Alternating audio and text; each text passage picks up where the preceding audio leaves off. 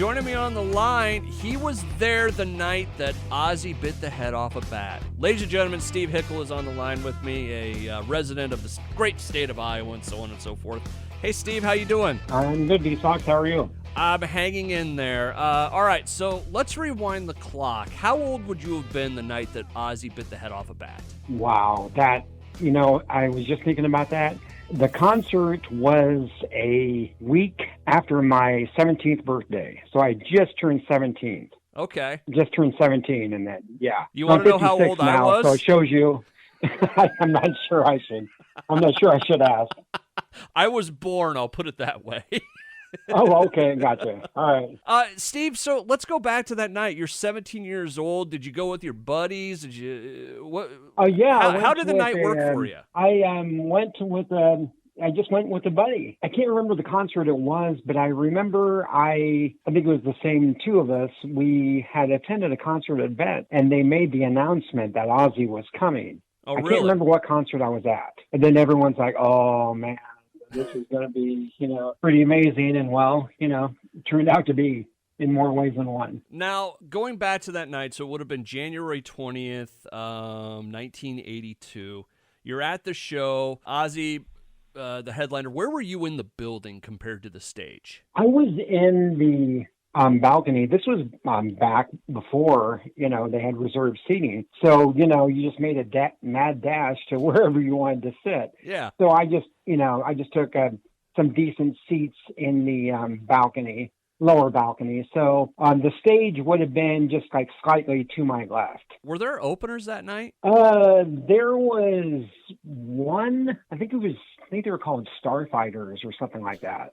Starfighters? Yeah, I think so. I think that's cool. All right, so let's we get into the show as we're painting this picture of Ozzy on stage at Vets. You're in the seats. You guys are having a good time. Would you have been old? No, you wouldn't have been old enough to drink even if it was 18, wasn't it? Yeah, I wouldn't have been old enough. Yeah, let's put it that way. I knew there was going to be something like that, Steve. So, okay, you're watching the show. How far into the show did this happen? When did he bite the head off a bat? You know what? It's funny because, I've talked to people about this over the years. Some claim they saw him do it. Others claim they didn't. So in a way, I could have seen it, but not. I just remember all through the show, people were constantly throwing things on stage. Okay. And so like Ozzy would pick it up and look at it and toss it aside, or he'd taste it and throw it aside. I mean, he was doing those kind of things all through the show. Yeah. And I had no idea of what happened until the next day when it was in the paper, of course, pre-internet. I had no idea it happened. But then, I think my mom was like reading the article and was like, is this the concert you were at last night?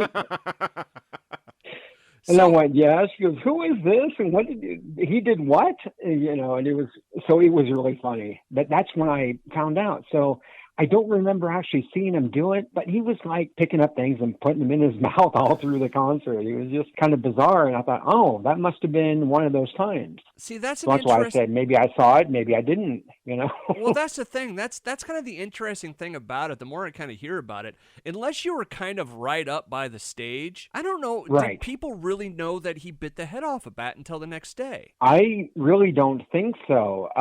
One thing I did hear is the buddy I was with, his sister was friends with a ER nurse, and she was working that night when they brought Ozzy in after the concert. Yeah. So Ozzy was brought in a wheelchair, and I don't think too many people know that the first hospital he went to, they were out of the rabies vaccine. So they actually had to transfer Ozzy to another hospital. I forget. Did he end up at Mercy? I think Mercy would have been the closest hospital. Yeah. I think that's where they tried. Okay. And then they had to transfer him to either like Broadlands or Des Moines General, something like that.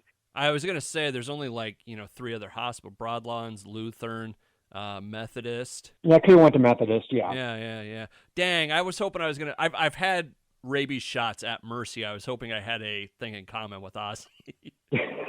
So that's weird. I wonder how many people are out there, because that there's going to be people out there that were at the show. They're like, oh yeah, totally saw it.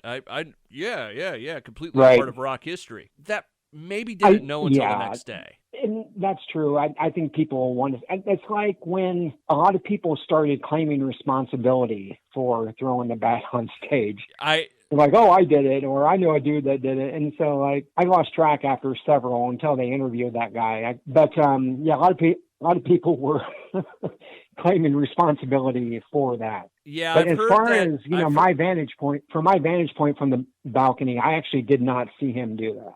Okay. Yeah, I was gonna say there. I've in researching this over the last couple of days, it sounds like people have either taken more credit or less credit than they probably should have, and that there are a lot more layers to this than what people are saying. You know, it was a story that definitely grew more and more after details started coming in, and for those that were right in front of the stage, I mean, I'm sure, they probably did see it. It was just a crazy evening. I just didn't know if that was like part of the thing where people would throw, things at Ozzy on stage.